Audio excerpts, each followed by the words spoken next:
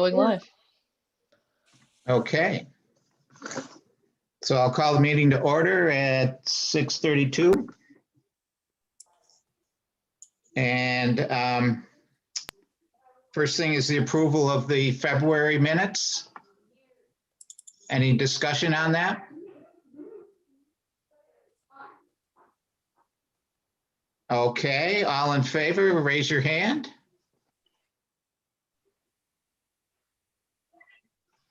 Okay, nobody's opposed. So we'll accept the minutes. And now, CJ, is anybody here for public comment? Nope, I don't see anyone in the waiting room. Okay.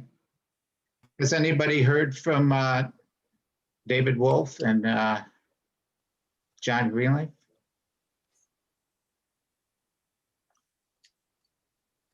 John has not responded to my email. Carrie, have you heard back from him? No, I had one conversation with him. He said he's having a lot of short-term memory loss after being in the hospital. There's David. Brutal. Hey, David. My guess is Okay. he's still trying to heal. Yeah. Okay. Okay, the first topic is the Parks, Recreation and Trails meeting. They had a meeting on the 25th, which I believe was attended by about 36 participants, but there was actually probably more than that because there were couples that were on the same video. But I was there. CJ was there. Anybody else on the committee?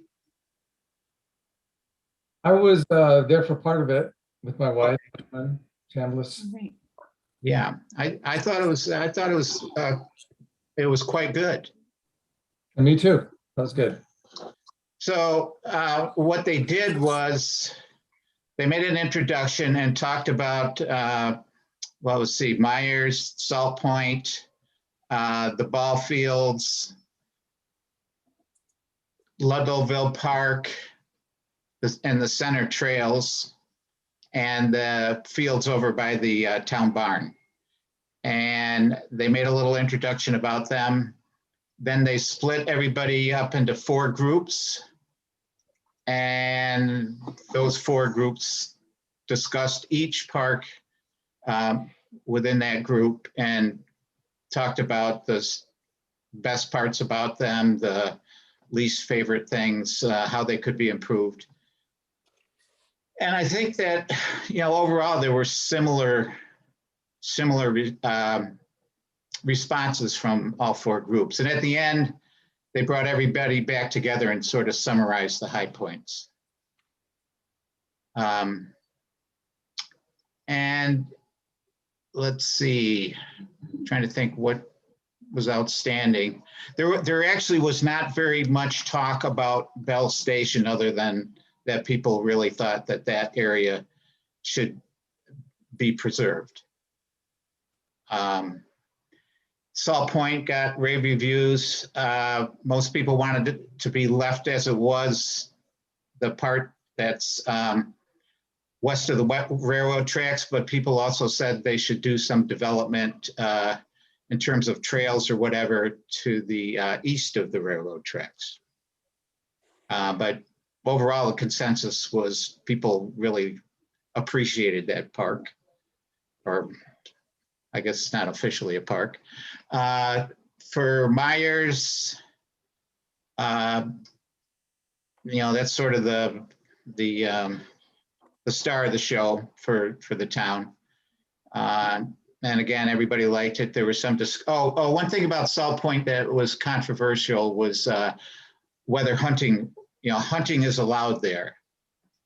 And some people didn't think that was a good idea. And the fact that that's DEC land and they want to have hunting available makes it questionable whether you really want to challenge that.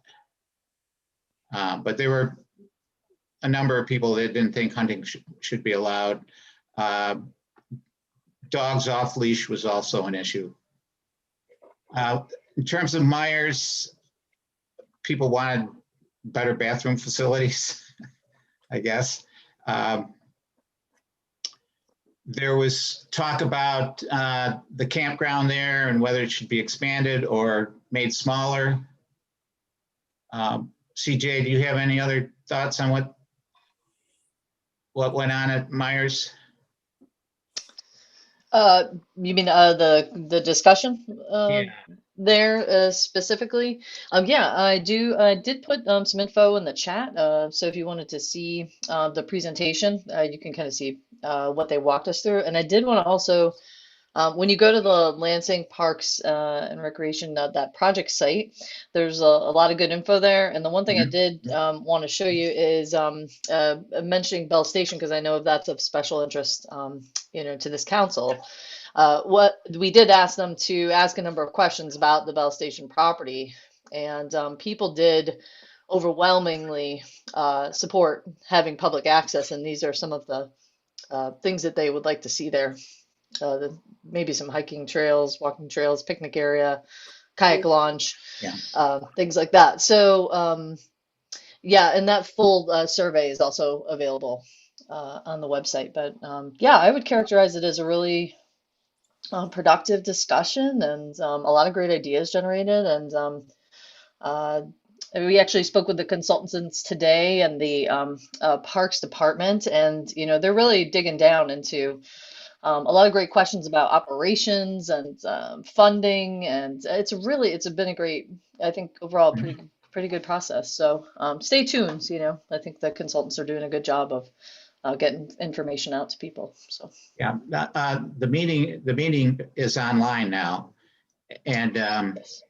there's the main meeting, which I think is a good summary. If you look at the last 40 minutes of that, they go over what each group thought was important. I think that's kind of useful for an overall view. Ludlow Bill Park. Go ahead. Just to jump in as a note to the CAC, is the reason we're even mentioning this meeting, and also the committee, is we're charged with interfacing with other like groups in Lansing so that we don't duplicate, but that we can coordinate.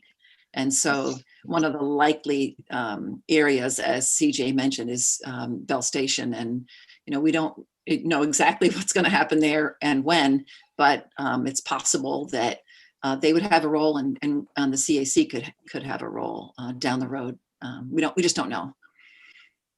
Yeah, I mean, right now, my understanding is that it's sort of in the hands of Andy Zepp and the Finger Lakes Land Trust, interacting with DEC and with NYSEG.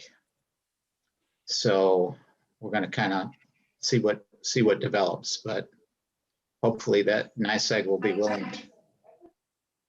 Go ahead, David. Yeah, so I just kind of got involved in parts of that meeting. My wife, Lauren Chambliss, was involved in most of it. I was, first of all, just impressed with the parks orchestration. Is that who orchestrated that? I mean, I thought they got the right people, some good people involved. I like the way it was handled. Thought they got a lot of good input. And then I saw, as this meeting developed, and it's also my, kind of a personal bias thing, but some things I do on this committee, dovetailing with my work with the Cayuga Lake Watershed Network. And, the Cayuga Lake Watershed Network is has just done a strategic planning exercise. And one thing we're looking at is the social equity issues of lake access. So, I mean, I've worked, for 30 years as a Cornell professor, and now I can afford to live on the lake. I'm very privileged. But every time I pass by like that area just north of Ithaca where the sailing thing is, and it's super dangerous for people to be parking there and stopping there. There's not enough parking, but people are desperate. Mm-hmm. Yeah. I feel extremely guilty and concerned about expanding lake access across the whole lake. So this involves the Cuyahoga Lake Watershed Network. But I think in the town of Lansing, we're actually, contributing quite a bit with Myers and Salt Point, for example. But I think possibly the Bell Station area might be an area where we could push for more access that's publicly available. Now, with that comes the problem of, obviously, if you have public access, you have the potential for more pollution of the lake, if it's not managed. There has to be a consideration by the town of Lansing to invest some money, or at some other level, money has to be invested to sort of police this so that, the lake is protected. But I'm just super high on that. I'm just kind of lately very high on that issue. So I just wanted to reiterate that, but also just regardless of that particular issue that I'm particularly biased about, and also the Cuyahoga Lake Watershed Network is very interested in. I thought just the parks, I applaud them for the effort that they made with this meeting. So. Yeah, one thing I took away from that meeting is Lansing really is blessed with some nice park areas or nature areas. The other park they talked about was the one in Ludlowville, the Salmon Creek Falls there. And, they talked about better access to get down below. But I think what surprised a lot of people was how much land the town owns on the other side of the creek that is basically inaccessible at this point. And maybe there's a reason for that. I think part of it is it's fairly steep topography. But people talked about the potential for a trail over there, something like that. And another thing that came up was that, it's a pretty small park and it's sort of a local park. And I don't think people in Ludlowville want it advertised as the place to go to.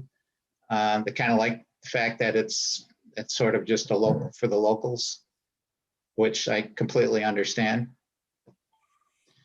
I would just add that, one comment I was making was that at that meeting was, I've done a lot of traveling different parts of the country and the world, and I think Cuyahoga Lake is an amazing gem.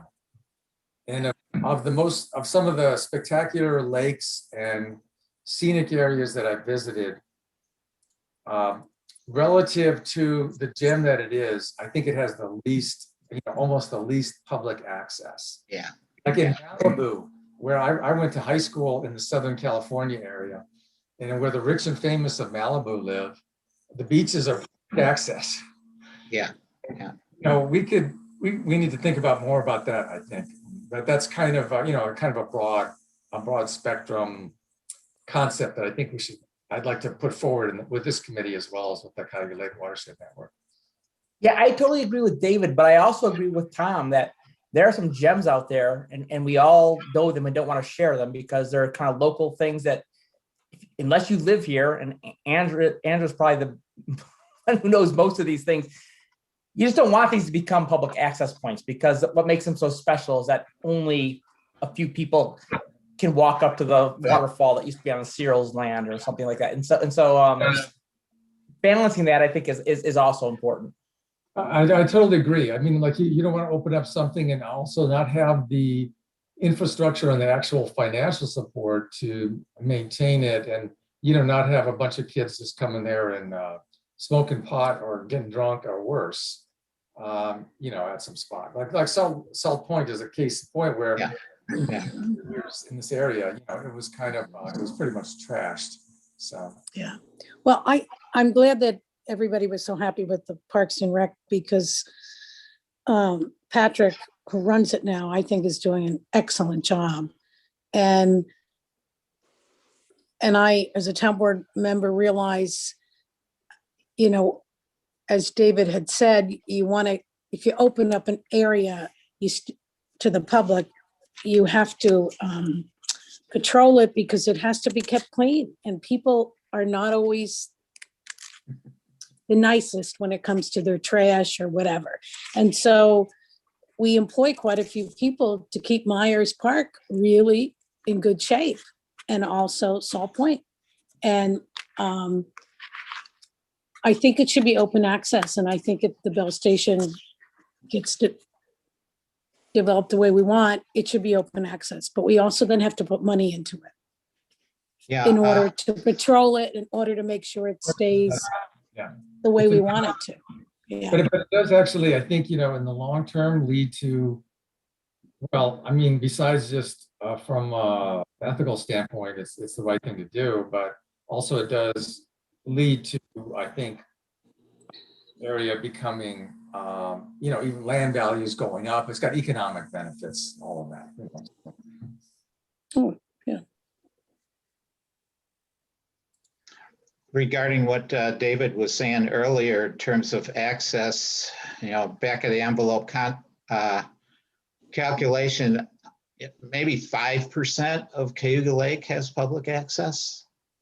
It's really small. Pathetic, actually. Say that again?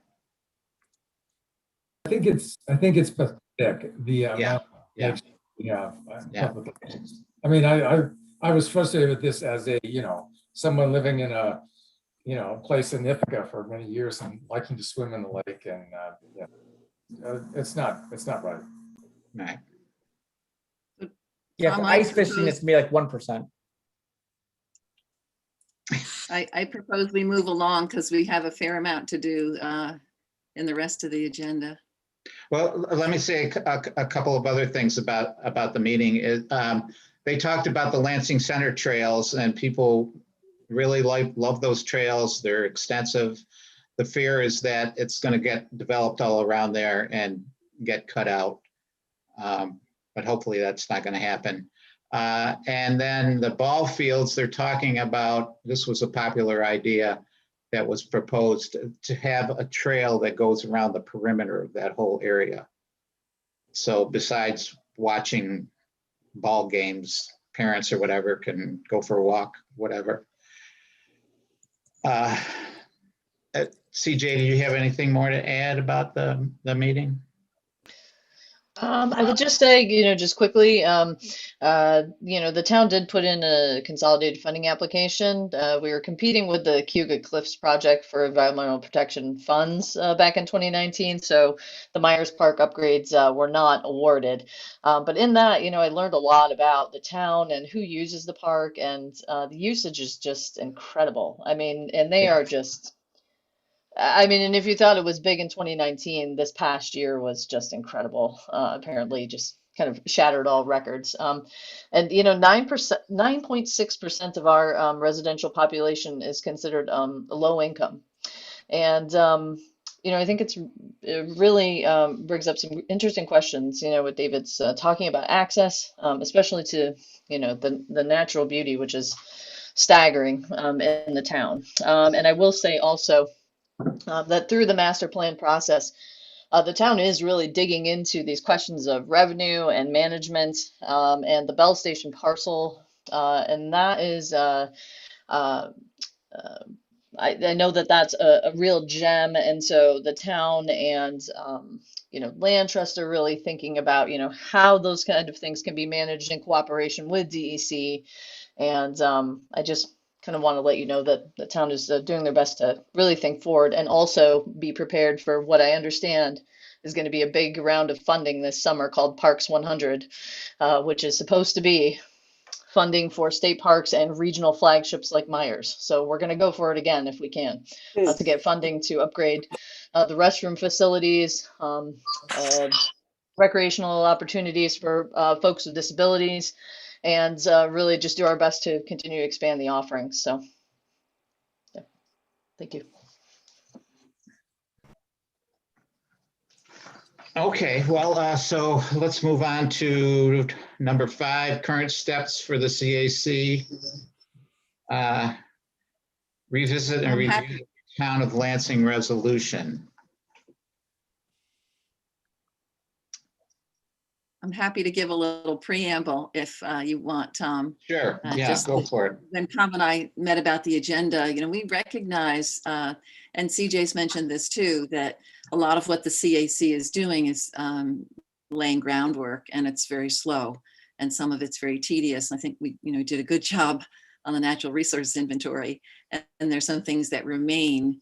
And as Tom and I were talking about how best to move forward, we acknowledged we've all been on a learning curve, and now maybe it's time that people have some basic knowledge and a sense of where we're headed, that we could actually set up some subgroups of 2, maybe 3 people who could take parts of what's on our to-do list and use their own initiative and knowledge and move it forward in between meetings, because so far we've been acting as a whole, and I think that's kept us all on the same page.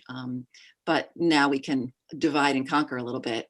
So the rest of the agenda is just explaining some of the things that we have been doing that about and where they need to end up. And CJ, I think you'll probably chime in with some of these items too, because you have pretty expansive knowledge. But as we start out, I just want to mention that we're hoping that each person will be able to step up with some type of a task so that we can move more quickly and not get too discouraged with the slow pace that I think some people might be sensing. So that's just a little preamble to the whole thing. And CJ, you might want to share just a moment about the very first step here and reasoning for it, given that, there is this town resolution that created the CAC, and the question of why revisit that now. Sure thing. So I think it's helpful, annually at least to kind of go over, what's the charge, are we overall meeting the charge? And in this particular council is unique in that it has, 2 separate charges. There's no other committee in town that has that, no other board. You're it. So you have one from the state, right, through general municipal law that says you have to do such and such. And there's one from the town. Now, thankfully, they mirror pretty nicely, which is great. And so we have something of a direction, but I think it's really helpful to just kind of go down this list and really have a good understanding of what's been completed so far and what we still essentially need to complete. And kind of how we can kind of get there. And some of these are much more nebulous, obviously, like lobby on issues related to the council's duties and goals. But I think that really closely ties into some of the background information I sent on financing, and the acquisition of open space that I sent that town of Bethlehem, I think, did a beautiful report on this, on all the different funding sources to be able to do this. And so long established conservation councils, typically apply to become conservation boards so that they have a greater role both in environmental review and then also furthering their obligation to, actively be soliciting essentially conservation easements or other kind of gifts or bequests from people of their lands to put into preservation. And that's like no small, order. So that's why we are laying this groundwork first, so that we can really prioritize, some of those lands and some of those types of acquisitions. So Thanks. That's great. Reading over the resolution, I think we're doing a fairly good job of completing a number of tasks. One of the big ones, it looks like the Trails and Recreation and Parks group has taken over that role. But overall, I don't think we're missing the mark, except maybe, the easements and trying to purchase land or whatever, which sounds like a very difficult thing to do, given the state of finances. Well, CJ, I don't understand why, if we want to go to a conservation board, which has more power, it appears, okay, we can review the resolution, but maybe the time should be spent more with the goal in mind of becoming a conservation board, if that's what this board wants. This board wishes to become a conservation board, which I was impressed because I went and, and looked up, okay, what's a conservation board? What more do they do? And apparently, even though they are not the final word, they would have a little more pull or would give more information to the planning board, where an awful lot of decisions are made on what's going to be developed. And I think it'd be very good if it became a conservation board, but it just seems like that's where we should spend more time. Maybe.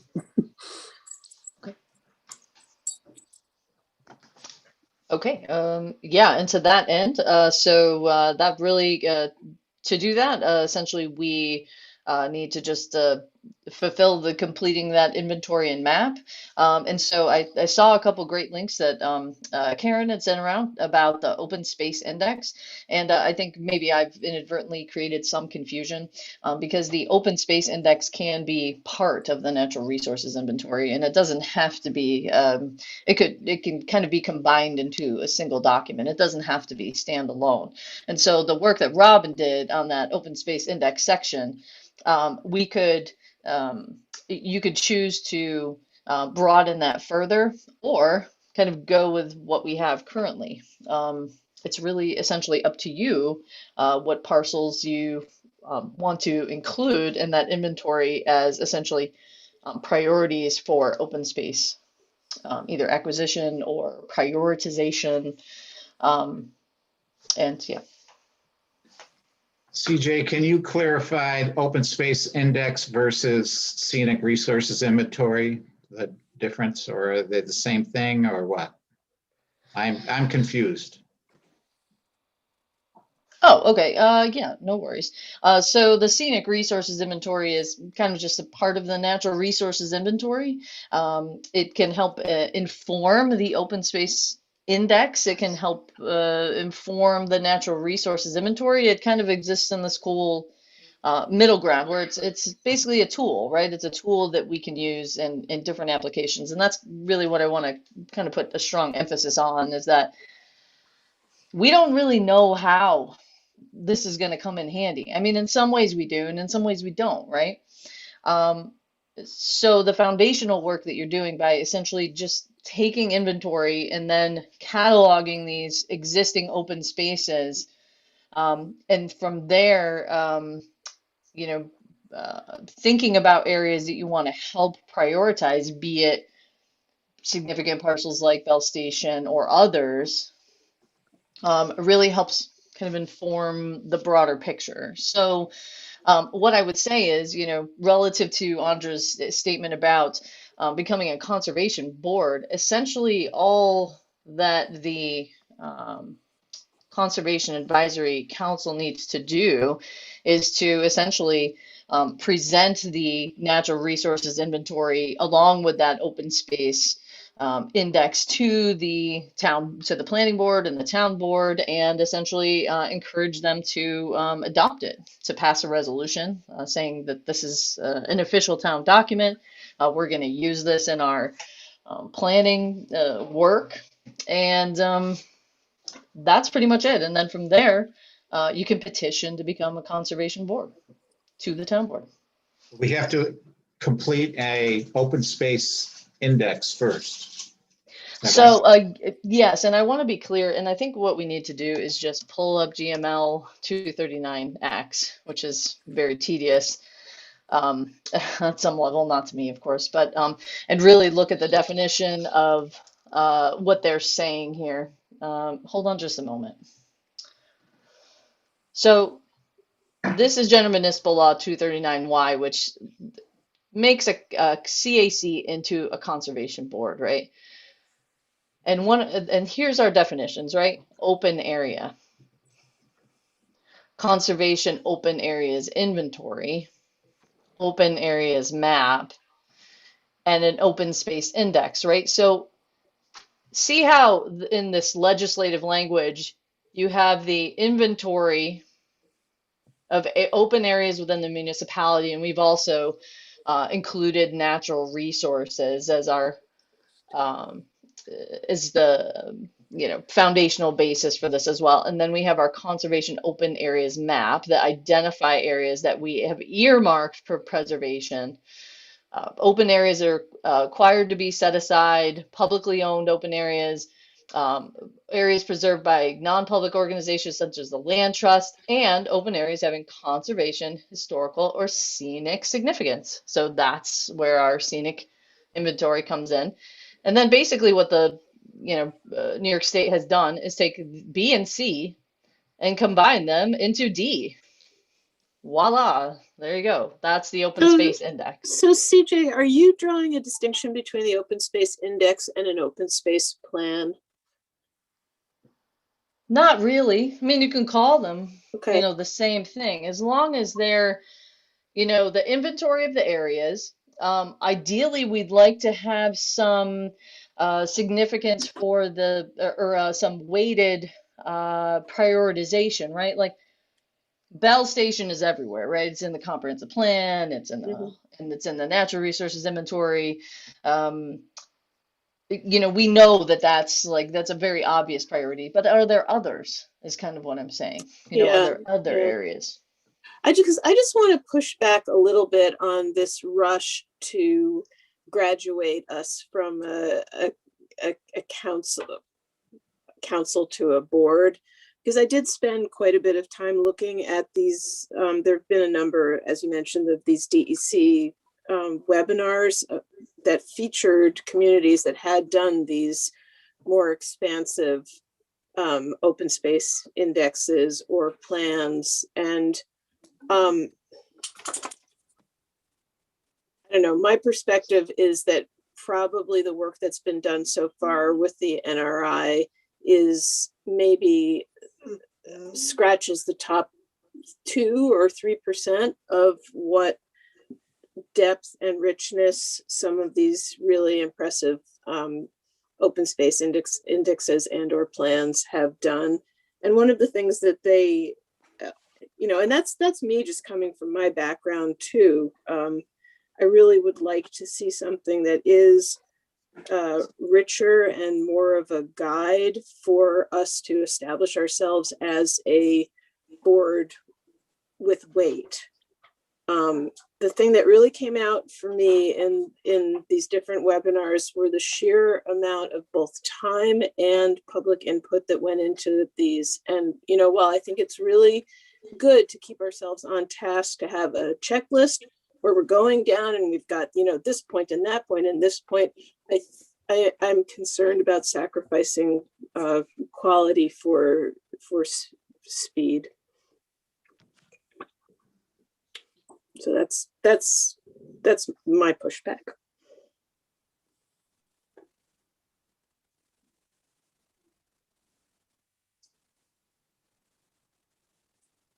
Any comments?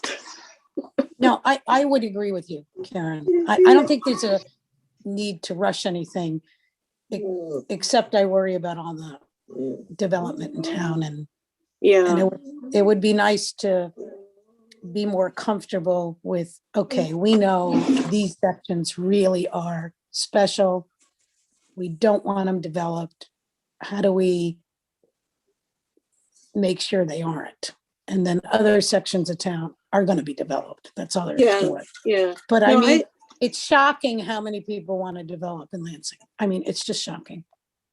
I agree with that. And the thing that makes me nervous too is, promoting ourselves as this powerful board. And then when push comes to shove and we're asked to produce justifications and insights and all of this stuff, and what we can say is, well, we're working on it and we really want to have more stuff, like, whatever community, you pick them from these, that were featured in these webinars.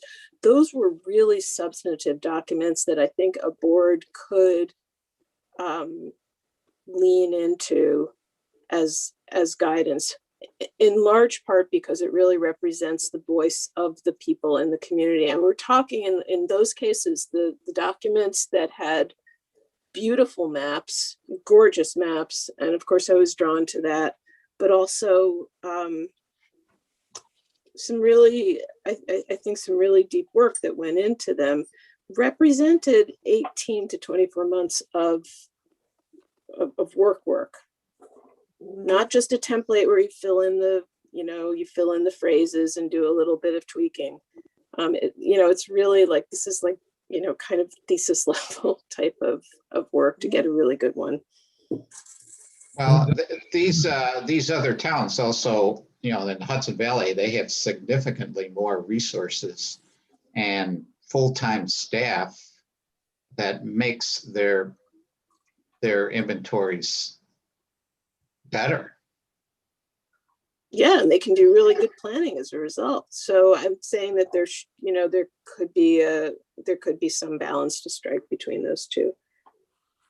Along those lines, CJ, I know there are some funds for the CAC, but I'm pretty ignorant about how to access those.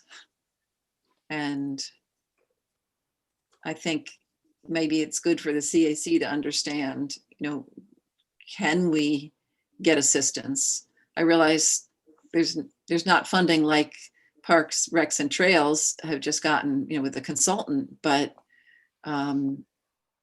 we are operating so far on, volunteers plus you and Heather.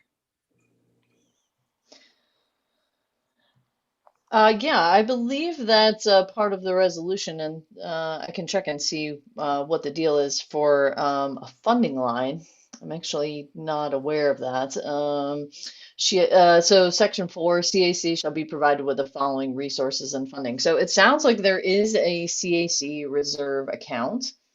So I can double check into that and let you know what the balance is, if any. I don't see necessarily anything about appropriations of any regularity to that line or dollar figures or anything. So I'd certainly have to check in with the town bookkeeper on that, and I can let you know. Now that said, of course, there is significant grant funding available from different entities to be able to do. I know the kind of work, Karen's talking about. Hudson Valley, like you mentioned, has pretty deep and very historic also expertise in conservation. This is one of the first things. In fact, when I first came to the town, there was a parcel for sale, and someone actually, had suggested, well, why not, condition the sale of the land with a conservation easement on it? And the first thing I said was, well, who's going to go monitor the conservation easement? We don't even have a conservation advisory council with people on it. So that was kind of a funny kind of first, I mean, funny, not funny, you know what I mean? Kind of first, kind of initial foray into this. So, I can kind of see, both perspectives of, wanting to be established as a conservation board because of the, the role that it brings to environmental quality review. And then I also see what Karen is saying too about, you're talking about boots on the ground, lobbying and soliciting, and some of the work you've already done, like some of the work like the scenic resources inventory, to really have a very robust index of property. So, let me check with next week with the town bookkeeper about the reserve account and funding and what's in there, and I will let you know. So let me make sure I'm reading this correctly, because I'm looking at both Andra and Karen's inputs. Andra's saying we have some things we want to actually achieve, and can we achieve them better as a board as opposed to an advisory committee? And Karen's saying if we want to do the kind of things that a board normally does, takes a lot more resources than we actually have available to us. And is there a balance there? Could we get more resources to do the things Karen's saying? And would we have any more impact than we have right now? As I think Andra's kind of suggesting. But also, Todd, just to clarify too, it's not only resources. I think it's just being able to give the attention and time to it so that we actually do get a good product. So while in our ideal world, we would be like up and running, you know, at 60 miles an hour by now, you know, we haven't been able to meet in person. There have been also, you know, our jobs are all different. A lot of things have changed in the year. So I think that there are these, you know, numerous variables that are worth thinking about how we adjust so that we can get to the goal that we're hoping for and do a really good job at it. Sure. I'm not saying it has to be done right away. I'm just saying I like the idea that eventually maybe we would be a board, because it just seems they have more pull. That's all. They maybe I'm wrong. Maybe the planning board will listen to whatever we say anyway. I don't know. I'm not on the planning board. I have a question just about the open space index. Did I understand it correctly that if we wanted to go that route, we would actually have to do something we haven't really done while our meetings are, you know, the public can join our meetings, they never do. But it sounds like to do the open space index, we would have to actually go out and seek more public comment. If we're actually going to start prioritizing places in terms of protection, would we be required to, I mean, literally the people here on this meeting going out and engaging with the public to get input and going to public meetings? So some of our time would have to be involved with hearing all the pluses and minuses of people who want to develop a parcel versus those who don't, and all of that stuff. It's messy. It is. But if you want public buy-in, I think that's an important piece of it, you know? Well, and at the same time, also, you know, as you know, as we're kind of discussing, you know, another part of that too is really, you know, developing a really Lansing specific kind of weighted criteria for which conservation easements or kind of donations you'd want to accept, right? Like, you know, how would you prioritize, you know, seeking acquisition or some other encumbrance of a specific parcel, right? Like, how would you weight them? How, in terms of which ones you wanted to acquire, right? Like, Karen could probably speak to this better, but you know, organizations like Finger Lakes Land Trust, you know, just because somebody is like, hey, take my land, you know, like I want to put it in conservation forever and ever, you know, that's lovely. It's a lovely sentiment, but it doesn't. You know, they have criteria that they have to meet in terms of being able to be stewards of the land. And, you know, while it's a little easier for a municipality, you know, to be frank, I've had people come up to me more than once and say, well, what happens if, you know, you get hit by a bus and there's no planner in Lansing kind of thing? Like, are they going to keep doing X, Y, and Z, right? And of course, you know, they would hire a new planner and they'd be fabulous and everything. But what I'm trying to say is, you know, we're building, you know, capacity, you know, so. Yeah. There are so few buses, CJ, that your chances of being hit are really small. Especially because I never leave this room either. So, yeah.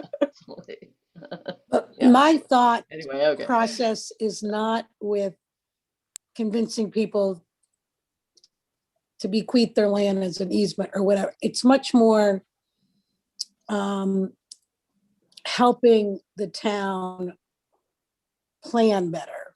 That's my, and what parts are going to get developed and what parts we would very much like to see not commercial, continue looking at these gorgeous views and not have things put up that completely wipe out everybody's view.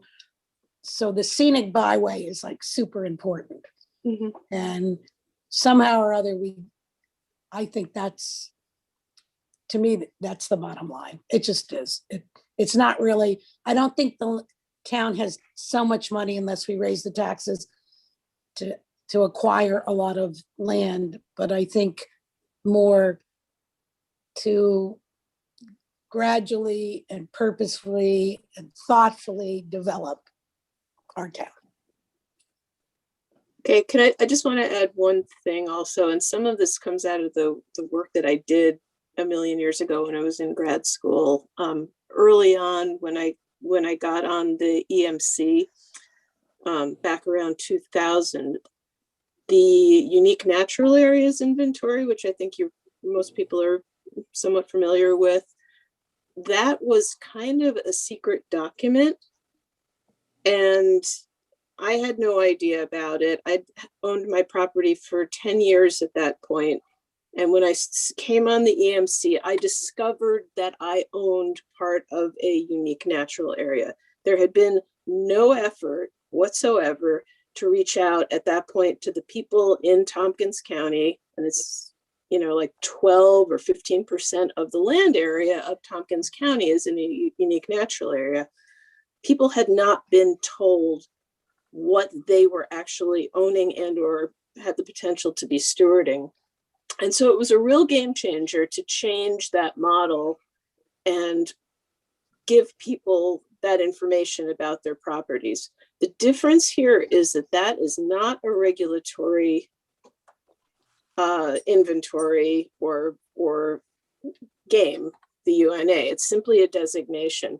I think that when we're talking about picking parts of the town that we may want to specifically target, there's a whole range of people and how they believe their land rights are compared to everybody else's, and do or don't want to be told what to do. And all I have to say is that Zoom meeting in Dryden recently says to me that there are some very strong reactions about people in this community and, surrounding areas about people being told what they ought to do or what they should be doing, or, or even being suggested about what should happen with their land or their houses or their energy use. And, it's pretty complicated. And I'm not saying don't go there, but go there with open eyes. So regardless of how close we can come right now to being a board, we still have to complete the same steps. Just as part of being a CAC, there's some specific things that we need to be doing. And, some of those are listed on the agenda under, finalizing the natural resources inventory. And one of the first steps is completing the scenic resources documentation. And I think we need, at least two people to say, okay, I'm going to help to complete this. And that would probably mean either getting the photographs of the missing sites on the map and taking them ourselves, or seeing if we can get them from John Greenlee, and then getting them on the map so that particular part can be completed. And then some of these other steps could follow from there. But correct me if I'm wrong, I think that's one concrete thing that we can do regardless of how we move forward organizationally. Carrie, is that the goal, to have photographs for every one of the sites? I didn't even understand that was the case. Well, it would be consistent with the other sites that we have prioritized. Okay. Can I ask a question about the open space index natural scenic resources inventory? I expressed confusion in an email earlier, and CJ, I know you tried to explain it, but from what I just heard you say several minutes ago, the scope of this open space index seems to be much bigger than I originally thought, because we have things on our scenic resources index that are not available or don't make sense to preserve. Some of the points are people's private scenic houses. Some of them are standing on the lakeshore looking at the lake. There's no conservation goal of obtaining that land or preserving it. So that's the scenic resources is a separate thing that we need to do. And then the open space index is not just a list of open space that is already protected, like the Cayuga Cliffs and the, whatever what's the Ludlowville waterfall, but additional open space that is available for protection and not currently preserved? Because I guess that's where I'm getting confused. I don't think we've inventoried that at all. Unless I'm missing something. Am I understanding you correctly? I think you are. So I think what's happened is, there's maybe some mixed metaphors. So the scenic resources inventory is essentially on the list of the general municipal law criteria of what this Conservation Advisory Council has to do, which is it shall keep an inventory map of open marshlands, swamps, wetlands, etc. We also have kind of like a mini open space inventory, shall we say, as a section of that to say these are lands that we already have or that already are protected, right? So that's not, I don't think that that's worthless. I think that that goes into that overall natural resources inventory, right? The scenic resources piece essentially what is kind of like an appendix to that. And my understanding was that it is to act in a multitude of ways. So I envision part of it acting in some kind of scenic viewshed analysis, such as the scenic byway overlay. It could play a role in, as we discussed, the utility scale solar. That's mostly one of the big things that I saw it to be useful for. So I think that there's already value in this, and I think that you can get this in front of the town board and planning board for review, and then have them adopt this essentially as a document, and then move on to the full-blown open space index exercise that Karen is suggesting. So does that help?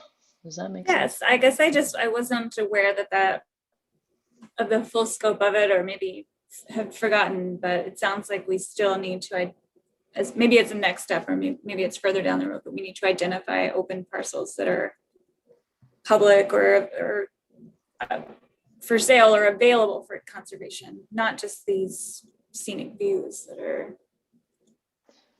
nice to look at, which are also a separate conservation overlay. But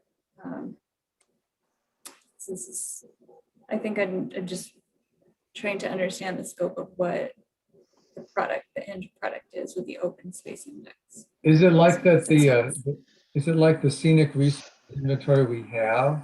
There could be a subset of those that could go into an expanded open space index, or could lead us towards an expanded open space index, and that's where we get into another realm. You said some of the scenic resources inventory is already protected, and so that's kind of like a mini open space index.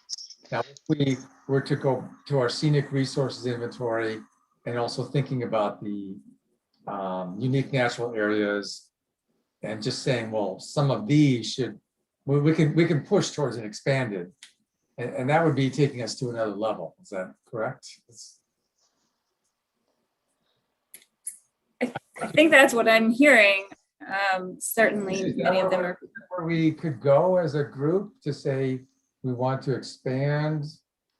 We want to expand this open space protected.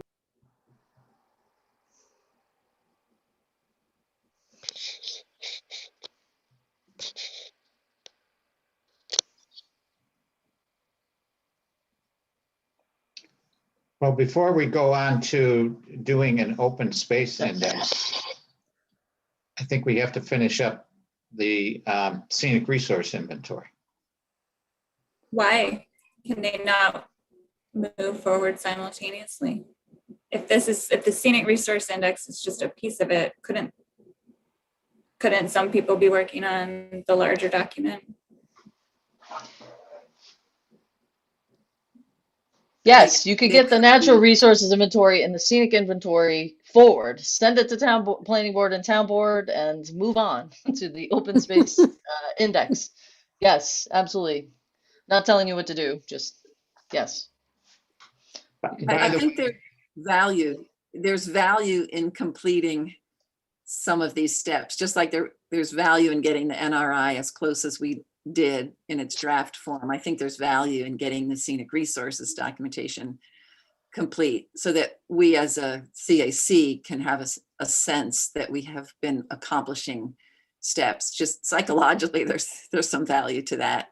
And that doesn't mean that people can't be working on the open space index, as a more comprehensive document.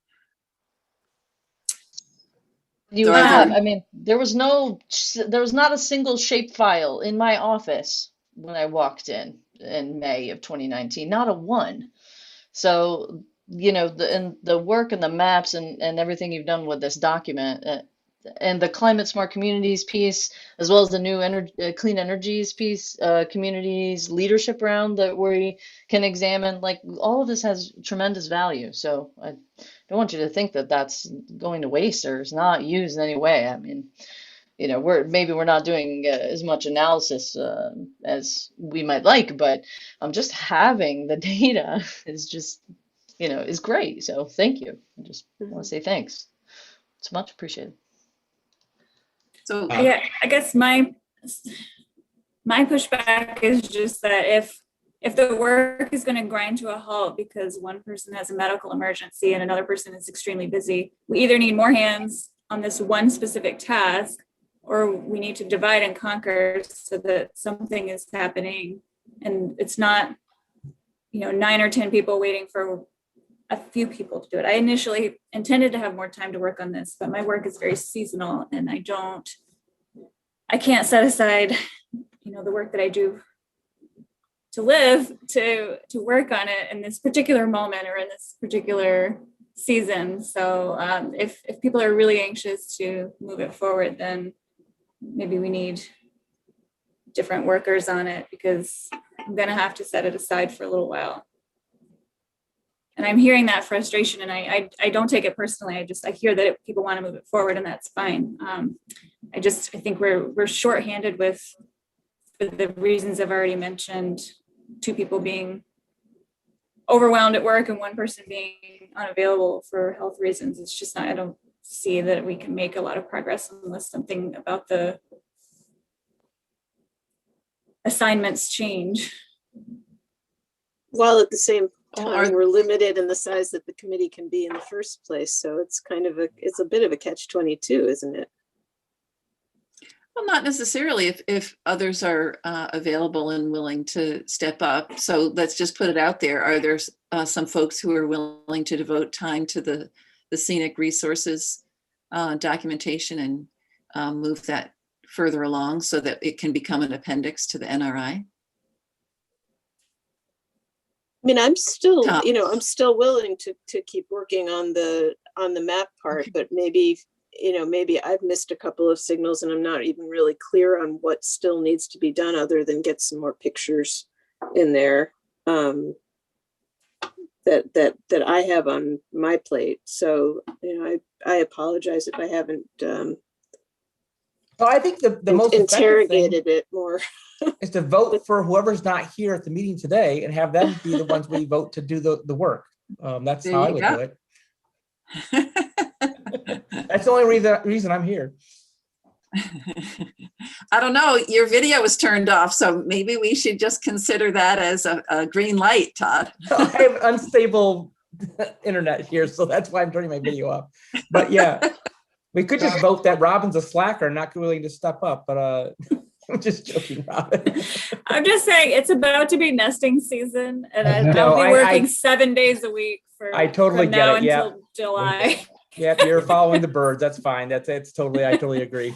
I wish I had gotten more done before this wave of nesting began, and I tried to do that, and I did with the photos and voting and ranking. But now it's become clear to me in the last couple of weeks that things are intensifying and birds are nesting. So Karen, thank you for the offer to get the photos coordinated with the map. If you were to have the photos, either through John G. or if we just take photos of those same areas, would that then be possible for you to pop them in there, quote? Oh, Them yeah. in there? Oh, yeah. Once I have Okay. them, it's not a problem getting them in. I just would rather do it all at once than have to, Yeah. every time I was editing stuff in, I would have to rebuild the whole thing. And that's just not a super efficient use of my time. So, I love doing this mapping work, and, I'm generally so excited about it. I can stay up half the night doing it and knock all this stuff off, but I need to have this stuff. I need to have an idea and coordinate with everybody else before I dive in and do something. So I do it right the first time.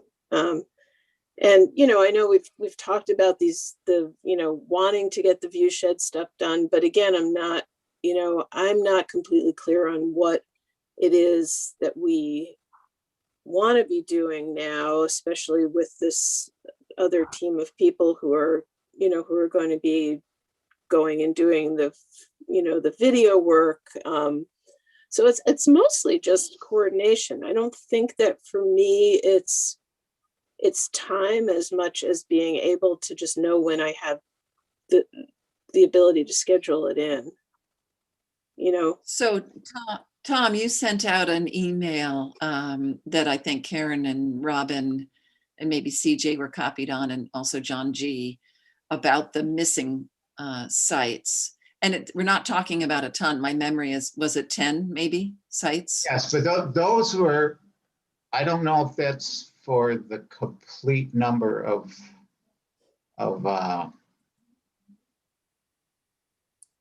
all sites. We had the priority sites. Mm-hmm. Right.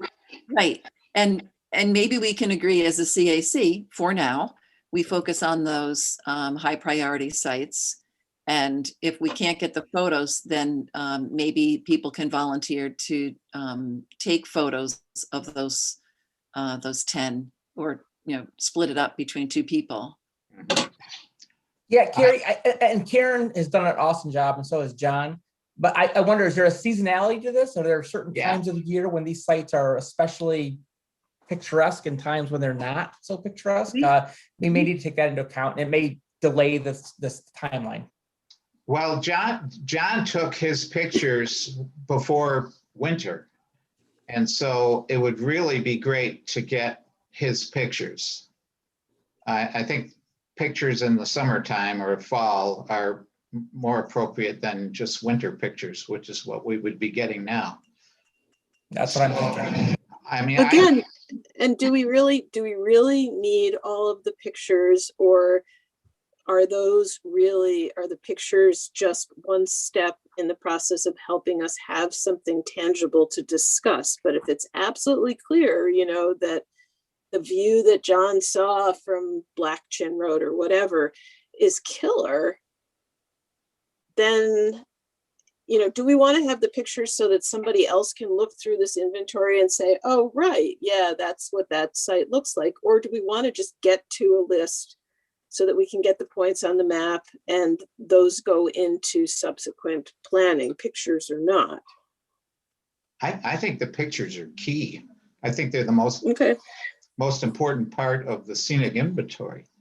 I mean, there were no pictures. There were not pictures for every single item in the, in the original version of this. I think we've become attached to it for the Lansing thing. And if that's what we want, that's fine. I didn't have clarity on what the role of the pictures was in this. I thought it was just part of our decision-making process and points to help the discussion along, not something that was part of the final product.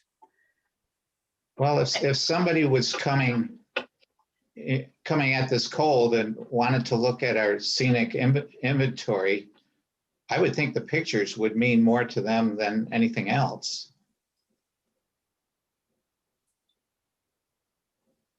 I agree still with feel that. like what Karen is saying Go is ahead. valid in the sense that we didn't start out with the intention of taking publication quality photos. We were ground truthing the points that we had. And so it may be that you know, some large percentage of the photos are not ideal for for the purpose that they're now going to be used for. So maybe we can move ahead with having the 10 sites that the robot is going to photograph, and maybe get some of those pictures replaced. If you want publication quality photos that aren't my iPhone taking a picture of Ludlow Falls, you might want to, maybe we could do that and get some of those pictures. Maybe we'll get with that process, and we don't need to bug John about it. Yeah, That's not a bad idea. What's the status of that, CJ? What would be the timing with the consultant? Yeah, I just have to check in with them once we get those the priority sites, and they send out a little little ATV that's got a little camera on it, and they just essentially take photos of the sites like a 360 view. So and maybe you've already gotten me that list, and maybe I've just overlooked it. No, I think we've kind of gotten to what we think our best, most distinctive sites are. And, you know, among those is Ludlow Falls. Is my photo going to be the the one that goes into the publication? Well, I guess so, unless we get the drone out to take a better one. But that was never the original intention, right? To have publication quality photos. So if we need totally different photos, then maybe we do, but I don't think that was originally clear. Yeah, and once we have that list of 10 or 12, I mean, you know, for me to crank out the view sheds, just, you know, say go, and that can be something that happens, you know, as a simultaneous product with the this robot thing that that you're mentioning. So yeah, I'm fine with that. But yeah, I really thought that these were just sort of way to prove to ourselves that there needed to be a change or no change to what was already in the index, and not something that was going to be an ultimate product. It was really just a piece of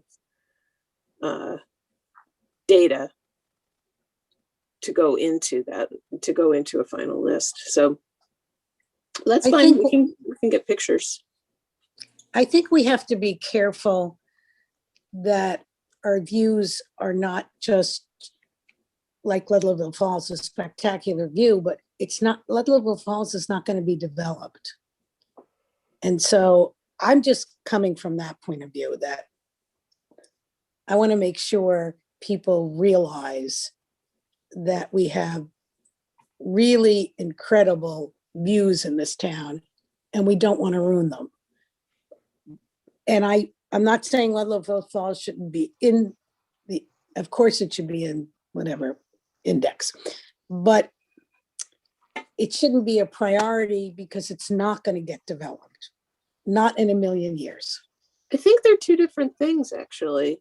You know, the scenic inventory and the development risks are not necessarily at all one and the same. And there's some amount of overlap, but there's also not.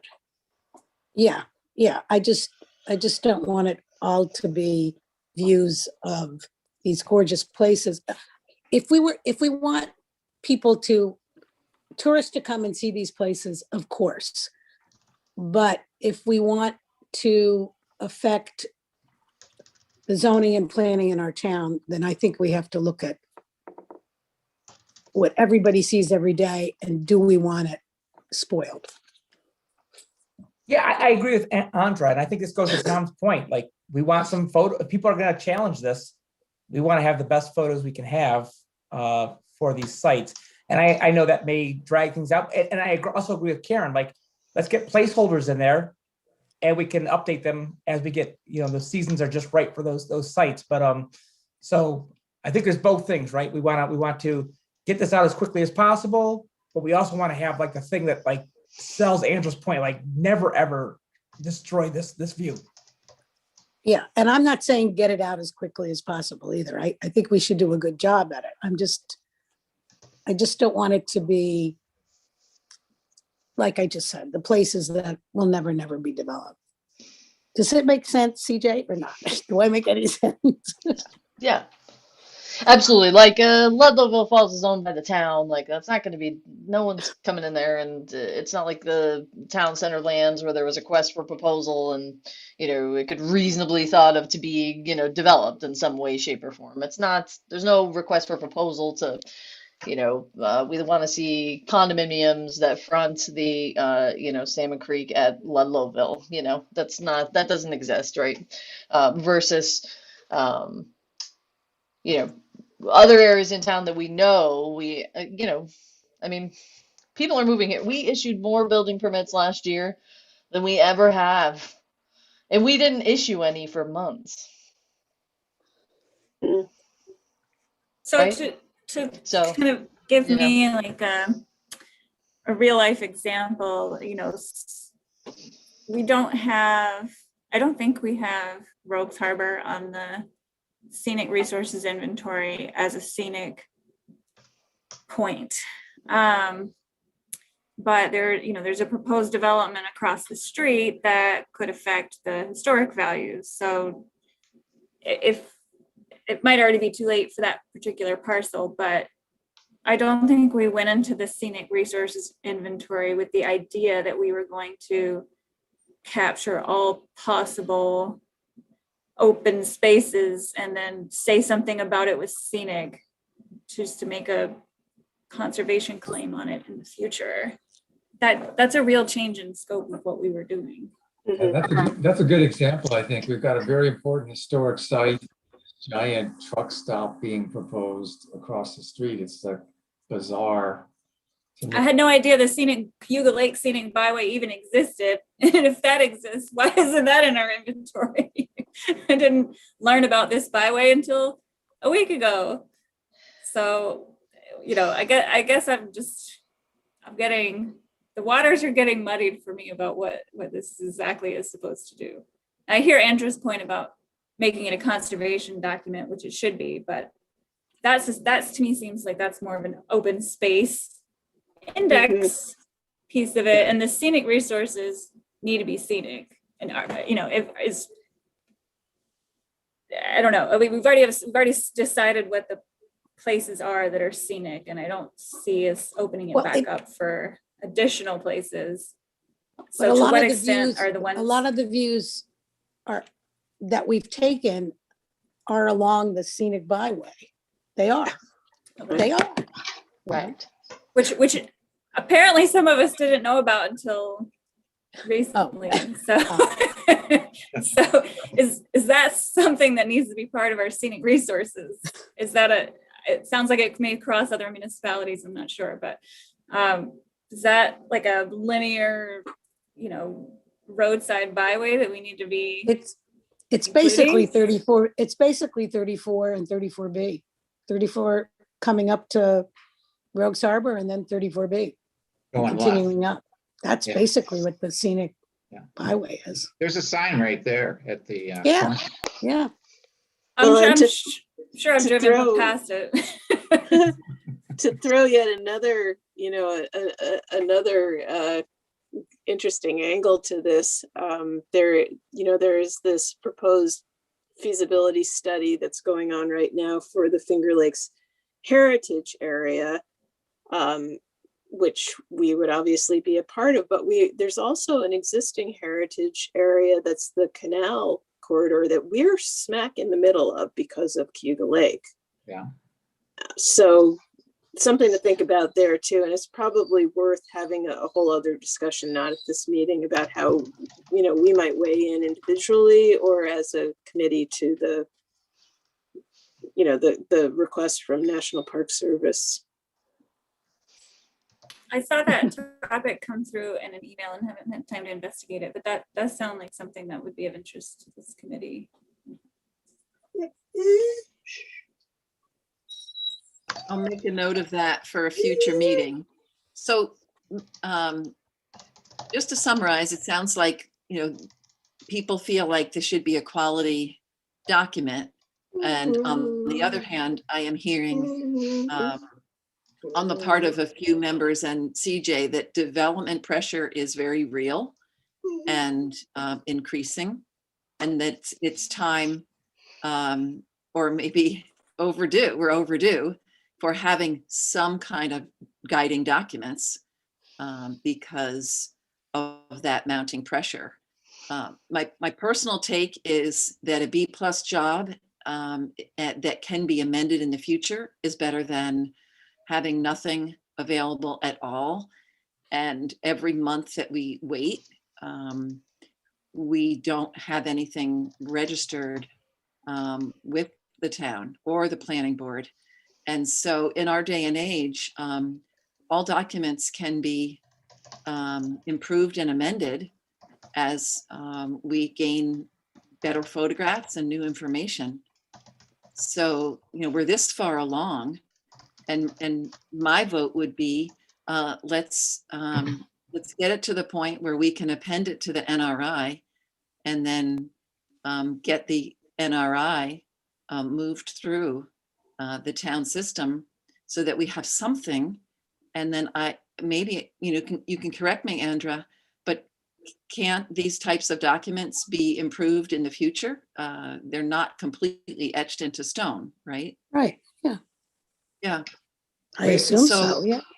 We could So even it's, have, we could even have in the resolution that we can include in that resolution that more appropriate or better quality photographs will be added in the future. Mhm. Mhm. And I don't think the town board would have any problem with passing something like that. Good idea. Definitely move forward, and yes, we should do this. I'm totally in favor of this idea that Carrie just suggested.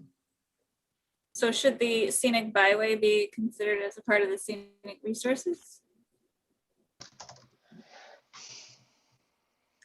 Say that Is again, it- please. Should the Cute Lake Scenic Byway or whatever parcel we have ownership of, should that be included in the Town of Lansing Scenic Resource Index? Or is it already well known to everyone but me? I think the views from there, yeah, I do, yeah. So we've captured in our current inventory, do you think, Andrew, that we've captured the most important points along the byway? Maybe we've already got, Maybe we coverage have, of it? yeah. There are certain views that were taken there. Yeah, maybe we have. But I don't want those not to be if you're gonna do a 12 most important, to me, those are super important. I mean, I hate to just use 12. I'd like to see lots, but I don't know if that's realistic. Well, I mean, Salmon Creek, the falls, I mean, almost Saw Point, I mean, all these are just gorgeous. But for development purposes, the byway is the most important. That's all I'm saying. Thank you. That's new and useful information. And I think Tom should say something about this because you're the alternative to the planning board. And you know more about this than I do, I think. So, by the way, I sent the NRI to the planning board again because as far as I know, we never received any response from them when we sent that to them back in December. So I asked them to take a look at it and comment. Otherwise, we'll assume, I said right now it's a draft form and we can change it, but if I don't get any feedback, then we'll assume that it's more of a final version. And I also told them that, we're working on the scenic resources inventory and we would like to have that in appendix, but it's not done yet. So I sent that out today, so we'll see if there's any response. But they've had two months to look at it.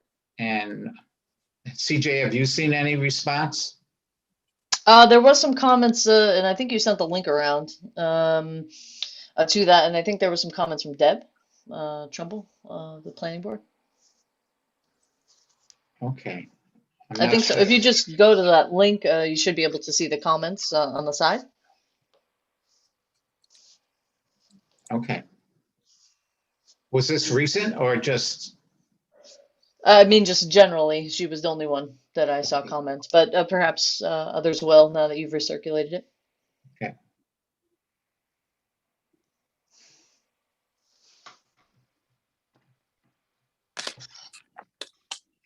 So, so just to far, get- the planning board has not reacted negatively to it.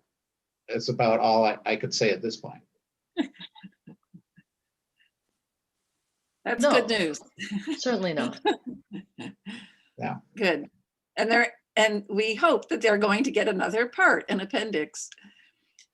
So are there folks who are willing to take on the aspect of the photos if it turns out that the consultant doing the 360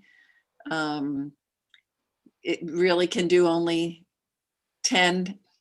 There needs to be somebody to kind of think through, okay, of the sites that are missing photographs, some of them can be taken by the consultant, we hope.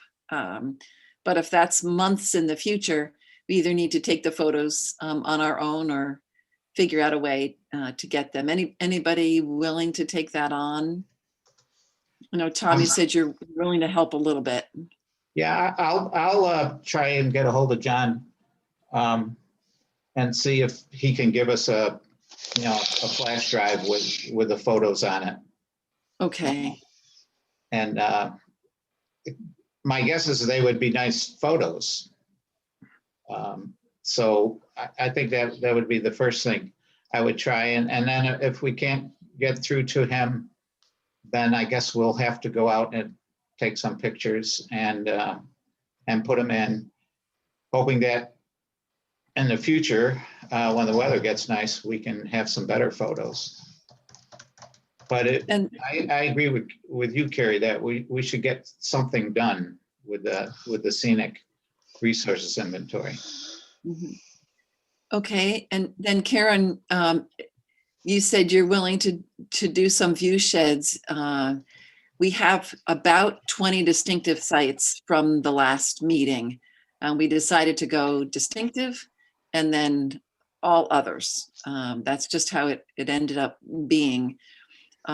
Is 20 too many? And does that need to be whittled down to 10?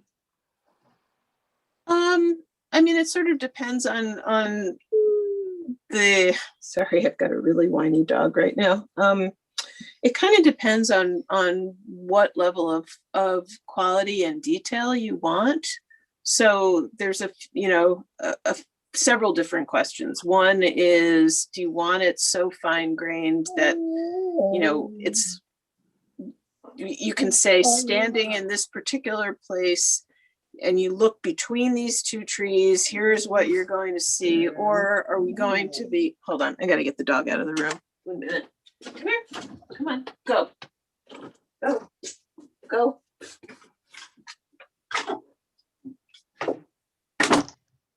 Do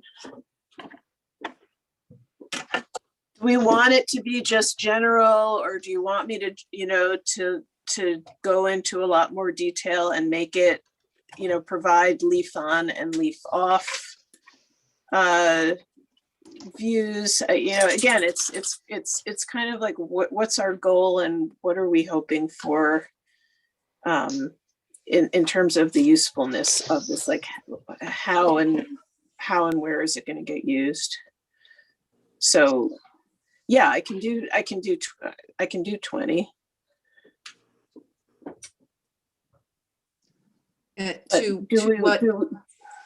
To what detail? Because I don't have a sense of how much work that would be. Would that be sort of an overview?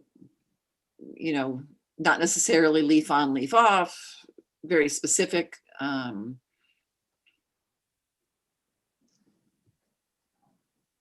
not sure what's your question. Well, when you said depends on how much detail is desired, would 20 be just kind of generic? No, it wouldn't be generic. It depends on how refined a view it is. Like, is it going to be I can get it very, like very, very detailed, or I can get it just sort of like a broad thing so that, you stand here and you stand here and you pretty much have the same view. I mean, it might be easier if I just send you some examples. I don't think I can explain it right now. I think, a broad approach is better. I'm not sure we need a lot of detail. Mhm. If you have a photograph and people want to go to the site, they can see it with their own eyes, if they know where the location is. Yeah, I mean, I think on the scale of the town, I think I probably have most of the information already set, and it's just going to be a couple of button clicks to do it. And why don't you send me your top 5, and I'll generate them, and we'll go from there. So you can at least have a look at that, at what I'm talking about, because I think that, this is sort of a black box for a lot of people. But I think once we have something to work with, then you can say, oh, this would work fine for our purposes. I mean, I think I did send some examples around. I had, back when John Dennis was very concerned about the visibility of the stack over at the new Cargill site, I had done a bunch of leaf on, leaf off from Taganic for him. That was, somewhat fine grained. I think the main thing is having a placeholder, as we talked about, for these, and also, a little bit of editing to make sure it's not something that's really kind of an error shot, like it's a picture of a not looking all at the scenic view, instead of looking just a bad picture that somehow missed the of the site. So just looking for obvious flaws in a photo to make sure we don't have something that's really embarrassing to have on our site as a scenic view. If it's not scenic at all, it's pointing at a bus station or something, or whatever.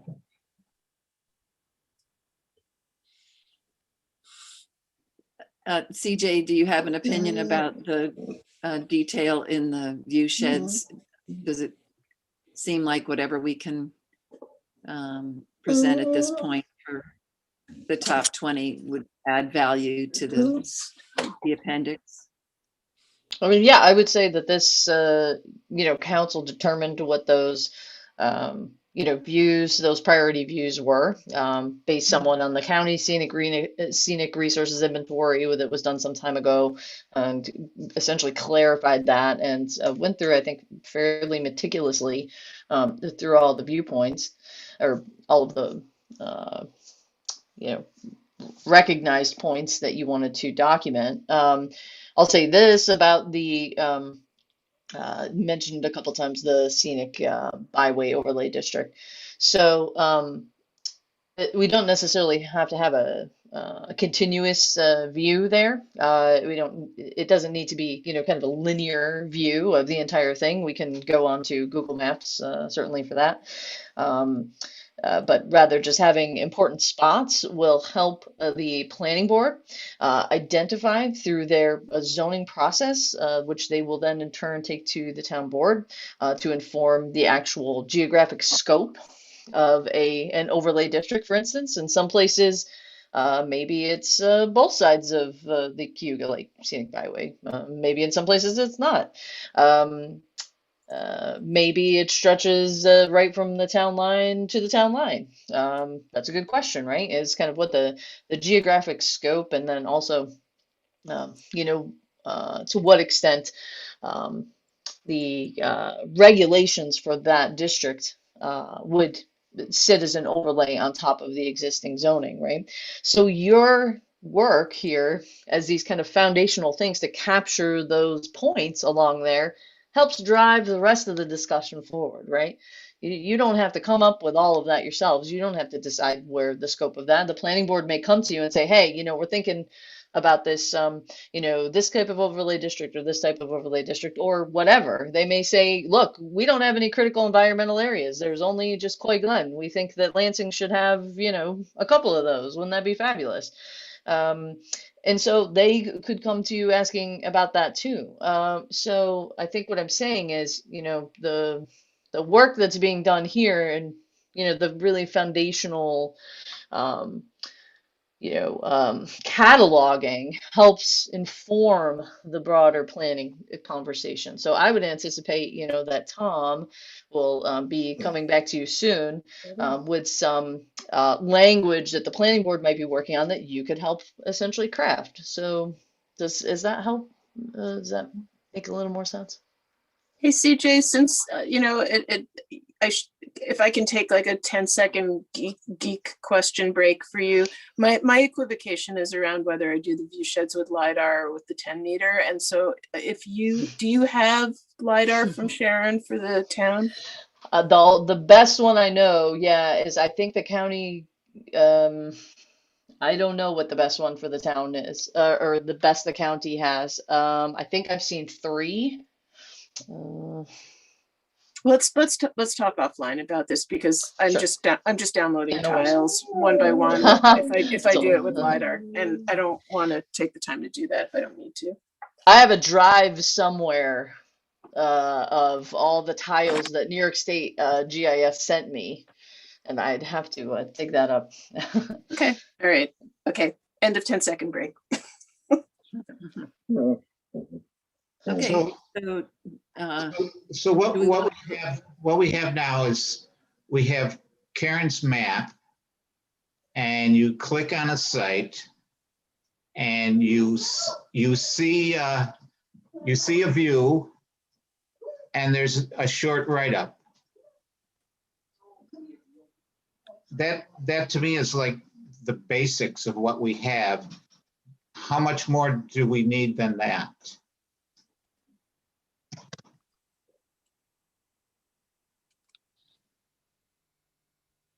That's great.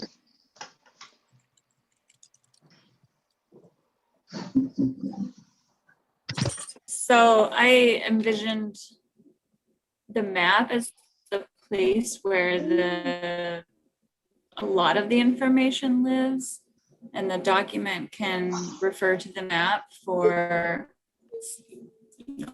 see the map, the scenic resources index that goes into the open space index can have a few static maps and maybe a few photos, but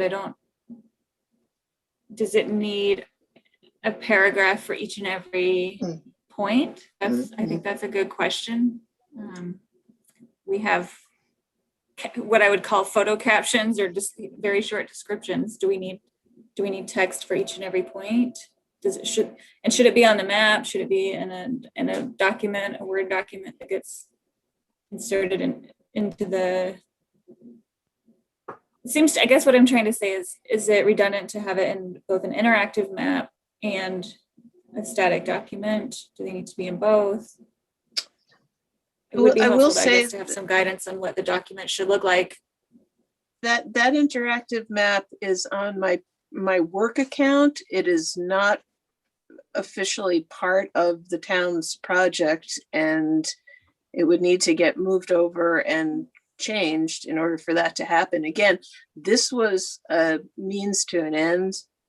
When I put that thing together, it was not an end product ever in my mind. And while I think that this, this document should be static so that it's more usable for everyone, I mean, that's a whole other discussion about how this gets, if I give this over to CJ and it gets redesigned on the town's account, but this is not a permanent thing that interactive map is going to be available forever. I mean, oh, it's so nice. Yeah, but until I have, that was such a beautiful map that was.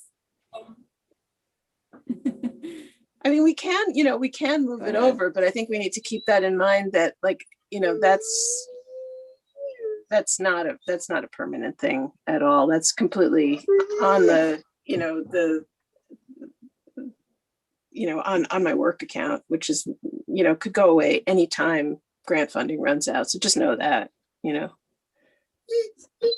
CJ, is there a way for you to get it transferred over to the town?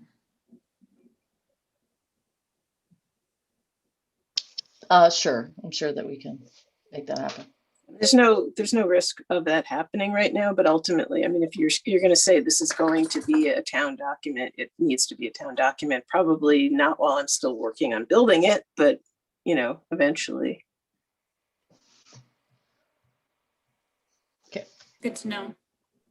I just think that what we have already is what, 80–90% of what we need for a scenic resources inventory.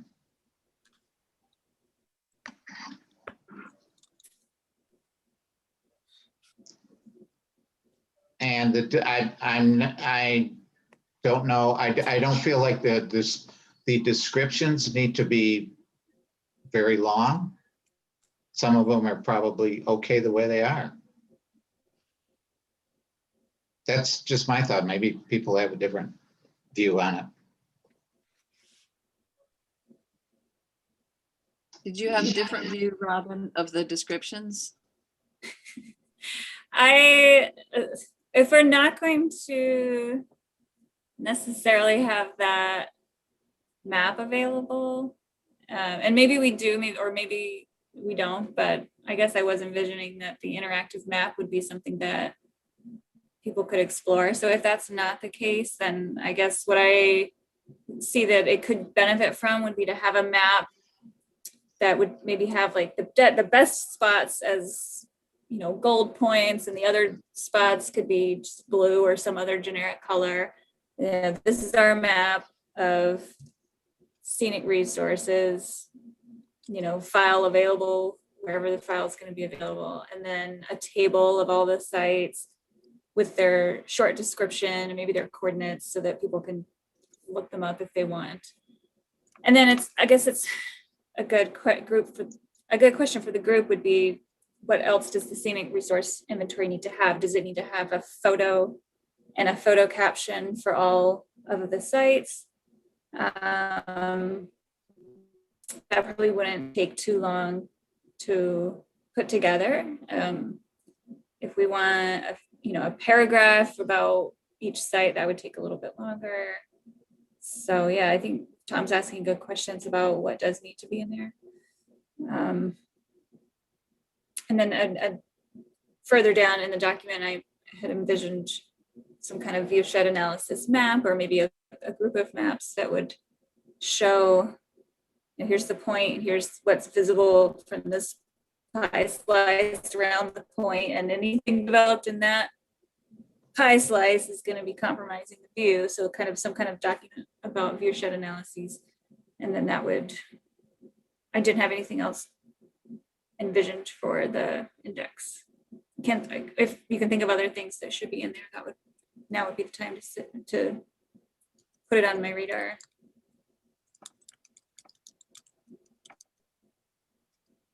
I think that sounds great. Other reactions?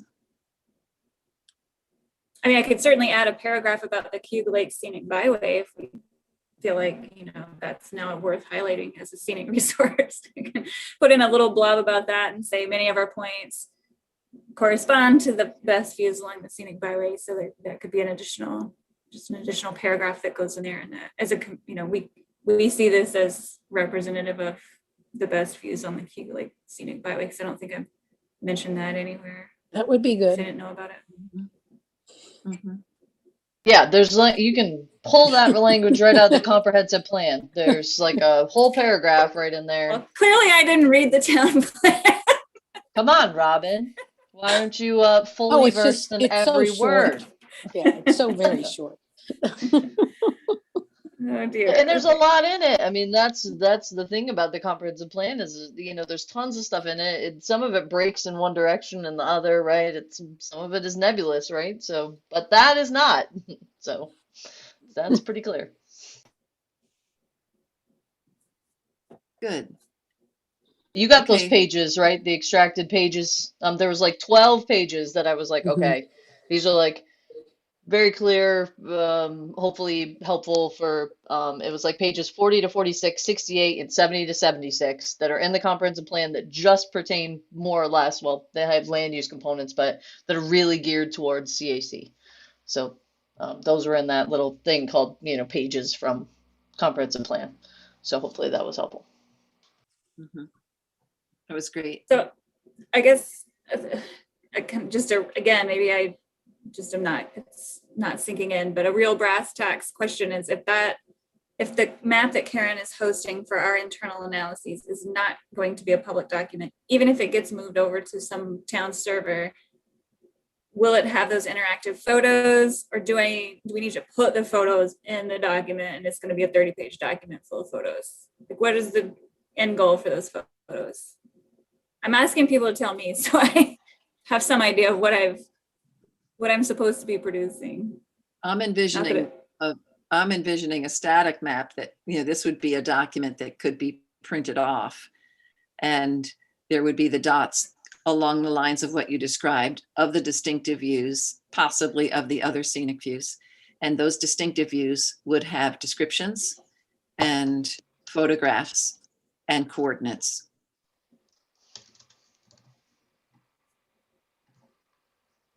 So just photos of the descriptive views. Yeah, I'm not going to make a story map, CJ. I see your comment. I don't know how to make a story map. Not saying you have to do it, just putting it out there as an idea, something we could do. I think you've showed us one of these more than a year ago. I think I know what you mean by story map. I'm not volunteering to make it. But do we want to have that? Is that something that this document should refer to? Well, Robin, if you get a chance in the next couple of days to look at that Finger Lakes Heritage site, that has a really, really, really well done story map in it. And there's a lot of functions of the way they did that, where you can scroll down and the map moves around to each of the sites, that I think would lend itself super well to, to something that could be a permanent feature on the town's website, if that's, that would be a big project. But the technology is only getting better, and it's it's really a beautiful piece that NPS put together. I know story maps are beautiful. Do we have the capacity to make something like that?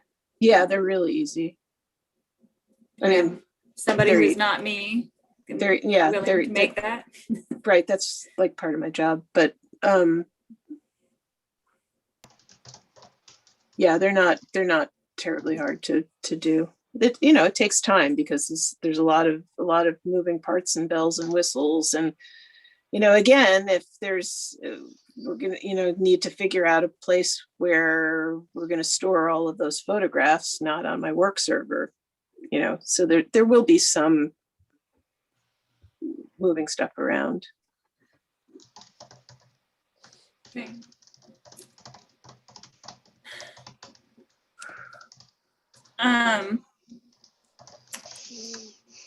So maybe since I don't have excessive amounts of free time, maybe I can just commit to making one piece for now. Set a goal of just doing the table, or just popping in the photos of the most distinctive places. I think I would be able to do something, but I'm not able to commit to having the whole thing done by the next meeting, but I can try to set a goal of having some piece of it done. How about doing it for one or two sites, and then we could use that as a template for all the other ones that other people could do? Doing one or two? Well, you would have the basic map. And then you would pick out one or two sites, and you would have a photo of the site, and then a short write-up and a location. And then we can use that as sort of as a template, and then other people can do the other sites. Does that sound reasonable? Yeah. So, what you would do, your format, we would apply to all the other sites once you have it done. Or we would discuss it and then do it. And if you did it for 1 or 2 sites, that would get us started.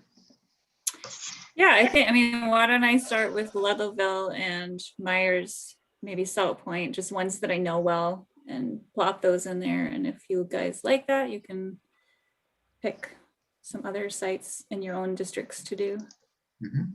Would it make sense for the people who took the photos to just determine whether the distinctive sites are some of theirs that are in their particular part of Lansing that they focused on, and those people can do those sites? Because that would be one way to break it up so that the individual authors are familiar enough with those sites that they could write about them. Yeah. So that's kind of how we did the photo work. Right. I think that makes sense. Okay, all right. So if you're able to give us some type of a template and send it out to the CAC, people can comment. And then, you know, if we each have just a couple of sites to do, we could come back next meeting and, you know, have them all compiled and in theory and possibly in practice. Mm-hmm. Sounds good to me. It's certainly less overwhelming to think about doing 1 or 2 of them than all 20 of them. Yeah, Okay, sure. great. That's seems like a plan. Good. Okay. Well, You have other agenda items to, there is the Clean Energy Communities Leadership Round that we just wanted to tell people about. And Tom, I don't know if you want to be the one to summarize that or not. Well, probably the easiest way to do that is if, CJ, can you bring up the PowerPoint that Terry had? Yeah, sure thing. Hold on just a moment. And there's a certain number of slides that I thought were sort of explained it the best. And just as CJ's pulling it up, you know, this is essentially NYSERDA's revamp of the program that we had been pursuing with Osamu. And now we're working with Terry Carroll, who is Osamu's boss. Of course, we don't have Osamu anymore. And the town already has a number of practices in place and is pursuing practices so that we could be even more of a leader in clean energy. But this presentation that Terry provided, and maybe we could also very quickly show that checklist, CJ, because I think that might be helpful too. Oh, okay. We're already doing a certain number of things. So Tom, I think you had So- selected a couple slides. Yeah, go, CJ, if you can go to slide 9. Yep.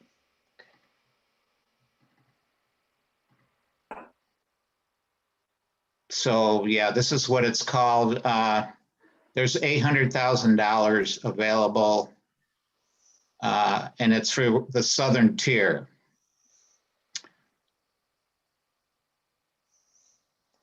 Okay, then slide 11.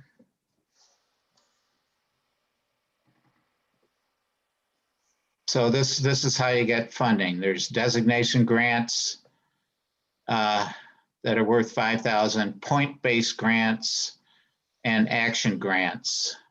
And let's see. Go to 13, please.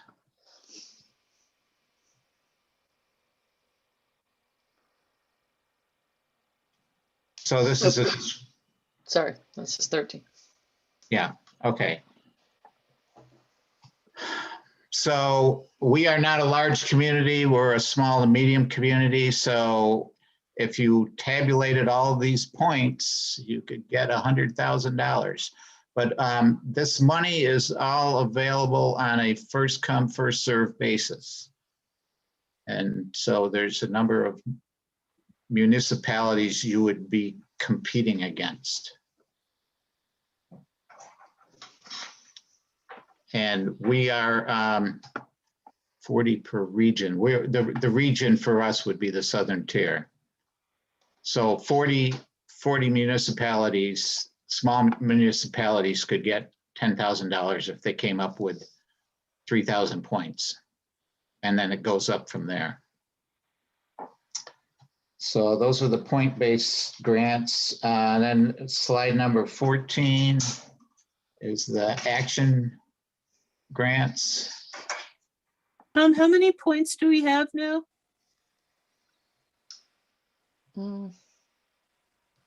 CJ, do you have any idea? That's a good question. Hold on just a moment and I'll bring that up. This is our estimator here. Okay, hold on just a Yeah, minute. there's that one sheet that shows what we've done so far. Okay, that's probably hard to see, so let me zoom this a little. 300 out of, We have 300 out of, ooh, 5,100. or is it 2,400?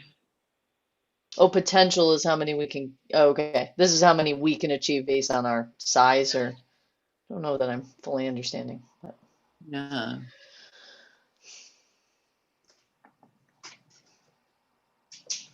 Well, yeah, I don't know how to. So a part of this program, it sounds like it starts with things that have been done after January 1st, 2020. So if you've accomplished goals before that, they don't count. And also, Of course. am I correct in that the more that we can do in regard to energy conservation as a town, the more competitive we are with consolidated funding applications still? Is that still the formula? I mean, if there is a CFA again, I Yeah. mean, who knows? The state's broke, right? So, you know, But it's the anyone's thing- guess. My understanding there is going to be that Parks 100 money that I mentioned earlier, or was that in a different call? It's hard to remember. No, that was, you mentioned it. Okay, nice. Okay. So my understanding is that money is going to be available. It's all bleeding into, yeah. But Yeah, they have totally. So yeah, the whole So- point of this whole program is to increase the energy efficiency and use of the town. Slide 14 is Nope. about action grants. Hold on just a moment. Let's go back to that. Okay. Okay. So one of the things that this would apply to when I was thinking about this was there's the potential that we're going to have a new town barn. And there's a lot that could be incorporated into that new town barn to make it very energy efficient. And this would score us a lot of points. So it's an incentive to really make an energy efficient building in the town. And I think CJ was explaining when we met with Terry that Lansing is already on track to adopt a stretch energy code. I think that's correct. Right, CJ? Well, I don't know. That's a good question because NYSERDA is shopping around this kind of super stretch code. And they asked for the town's input on that as well. And I encouraged them to throw even more money in for municipalities that are affected by natural gas moratoria, like Westchester County and like town of Lansing. So hopefully they listen to that advice, or municipalities that have some kind of utility moratoria for whatever reason. That's they're calling the super stretch, and it's I've spoken to the current code enforcement officer about it. Uh, I think I would have to really get into digging in with the town board about adopting either the stretch code or this, their new, whatever it is, stretch plus program. And I can send you more info on that if you're interested. Um, So that's- you would define this stretch code as a more energy efficient code than what's required right now. yeah, it's like a basic energy code plus. And Yeah. then the one that they're circulating now, that they're going to put out a project opportunity or program opportunity notice for, I guess, sometime in the next couple months, is like their New York Energy Stretch plus plus code, which they're dangling, big payments in front of municipalities to adopt. So it's kind of part of this. And so if there are folks who are interested in doing this, with all due respect to the current code enforcement officer, we are going to be, he's retiring, and there's a new code enforcement officer that will be hired, and that person, may be, more hip, let's say, to, adopting and implementing the stretch code, or the stretch plus plus code. So anyway, but the town board obviously would have to adopt that. And I would advise, if the town board adopted something like that, that they also consider adopting the local, there's abatements, or not abatements, but exemptions available through real property tax law for building, I think just residential, but I think maybe commercial too, to a higher energy threshold. So that could be something, could be a good way to incentivize, more efficient, energy efficient buildings. So There's if, go ahead. there's also points for training of the code officer in this. Yeah, which was done already as the last round of the Clean Energy Communities actions, and I thought that was really valuable. And that's one thing that they are shopping around to municipalities is. One thing that I thought was really cool that came out of that first round of NYSERDA Clean Energy Communities was they had like a dedicated plan review through a firm in Rochester, T.Y. Lin, who did a lot of really cool plan reviews to, especially for commercial projects, to help them get to a higher energy efficiency level. And it's nice to have that kind of, free service, from a big, architectural engineering firm. So yeah, if you guys are interested in this, especially, there's a lot of action around this right now, and I'm happy to forward that on if there's a couple of you that want to take this on and lobby the town board. I'm, happy to get you all the information that you need to do that. So Ed Levine, he sat in on this meeting too. He's seen this presentation, so he's familiar with it. So slide number 15.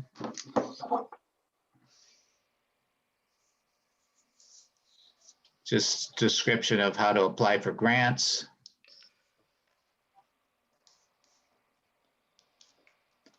And they give some, eligible products, installation of solar that could be done on the new town barn, conversion to LED streetlights. Have we completed all of our conversions? Yeah, that's a good question. Actually, we just got the unexpired life bill from NYSEG for all of the lighting districts in the town. And so they are starting the conversion now. And the one thing that's part of this program, as I understand, is post-top lights, which you couldn't do before as part of the old NYSEG program. So we could, I think there's a couple lighting districts that do use the post-top. So if someone were interested in helping with that, we could get those changed over too. So these LED streetlights would qualify because they're not done yet. Town-wide, they're almost completely done except for, I can't remember which lighting district it is that has post-top lights. Um, But they were done after January 1st, 2020. Is that right? yeah, the town signed the agreement, I don't know. Yeah, it was definitely within the last year. So yeah, that counts. Yeah, so they would qualify. Yeah. So I have a question for CJ and Andra. Would it be fruitful for the CAC to draft some type of letter of support for the new hire code officer along the lines of, we hope that this individual will be enthusiastic about this conservation leadership program, or is that pretty much already on the radar of the people who are responsible for hiring the code officer? I think you're muted, Andra.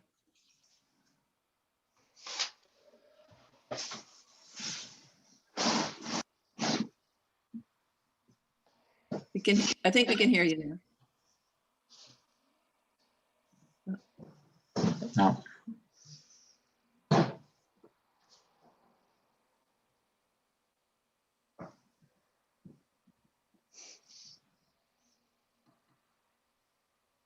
Mute. Did I get Oh. unmuted? There we go. Yeah. I think CJ is very involved with this and she knows what qualities she wants in the people that are going to be hired. Right?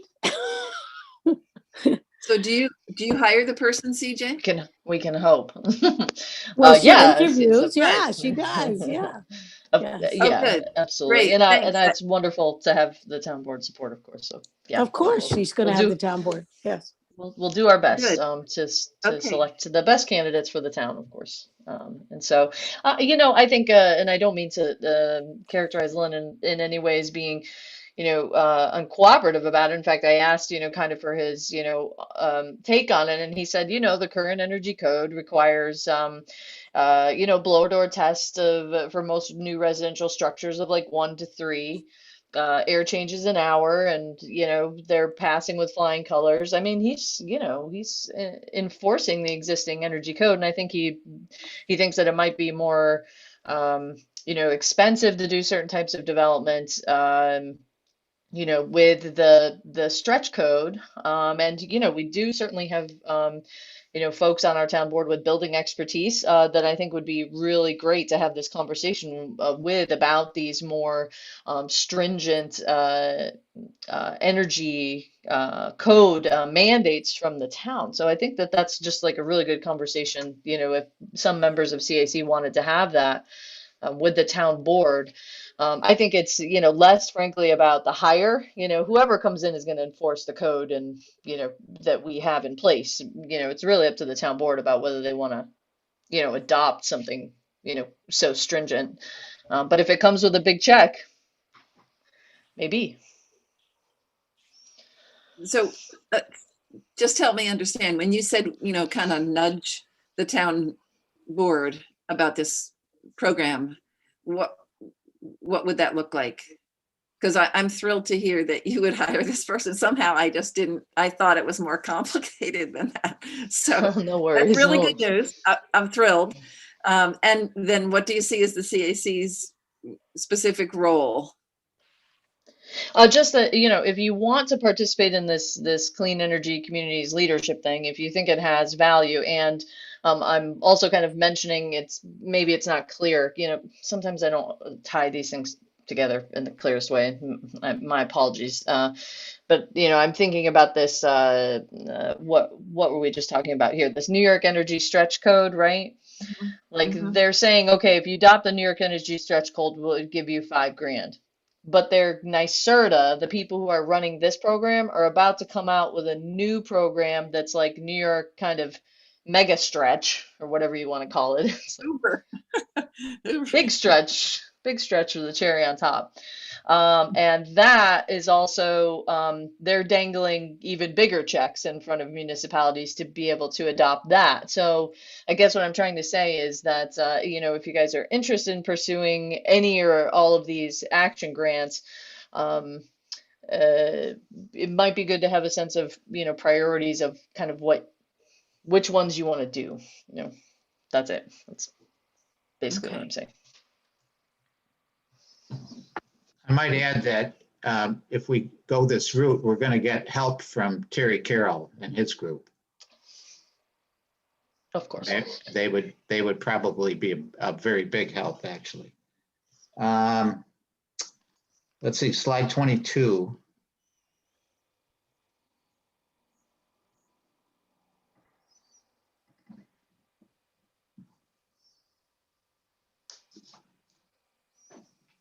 Done? No, I'm not. So these are this is the other category, high impact actions. And these are what were originally in the proposal, but they've added some more to that. There's 200 points for energy code enforcement training. Well, if we had a new code enforcement officer, that would be something they could do. And there's the LED streetlights. Clean energy upgrades. Maybe the town hall wants to use heat pumps.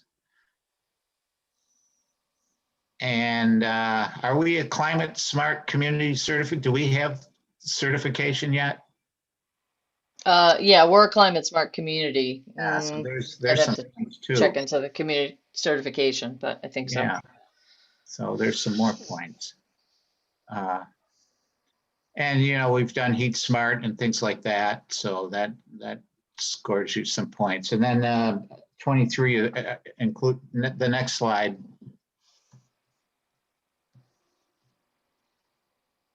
These are some more things that have been added to this high impact action. Anyways, it seems like there's a bunch of possibilities here. Even if we didn't win a ton of money, the town would become more energy efficient at the municipal level. So that's a plus no matter what, I think. But those were the slides that I thought sort of summarize some of what could be done. Do you guys, CJ or Carrie, do you want to add anything to that? That's a great job.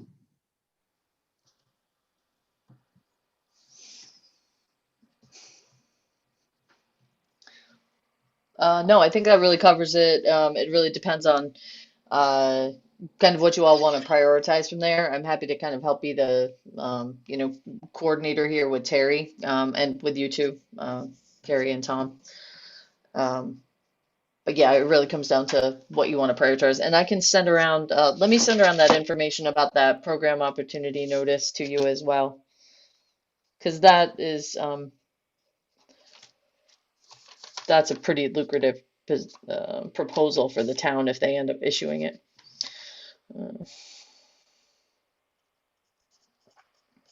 So Andrea, do you think the town board would be interested in this? Yes, I do.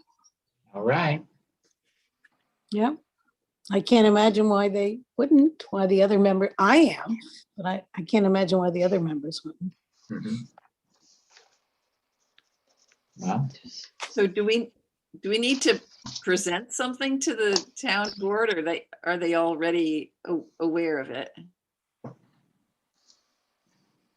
I'm Well, not sure if they're aware. I don't know. that would be something that Terry could do a good job on, which I'm sure I think he would be willing to do. But Yeah, he Ed's did aware, mention. I guess. Yes. Yeah. Mm-hmm.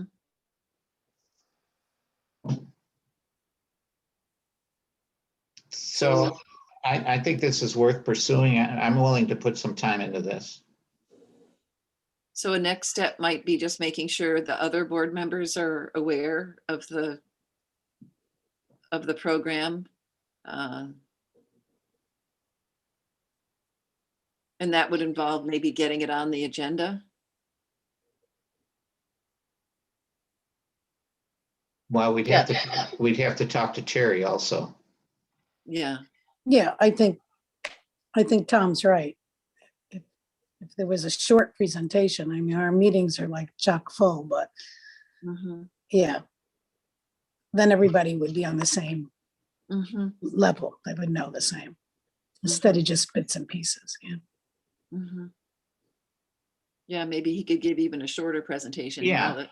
You could probably know. do a 20-minute presentation or a 15-minute Right. presentation. Yeah, what do you think, Andrea? 15 or even 10? 15. 15, okay.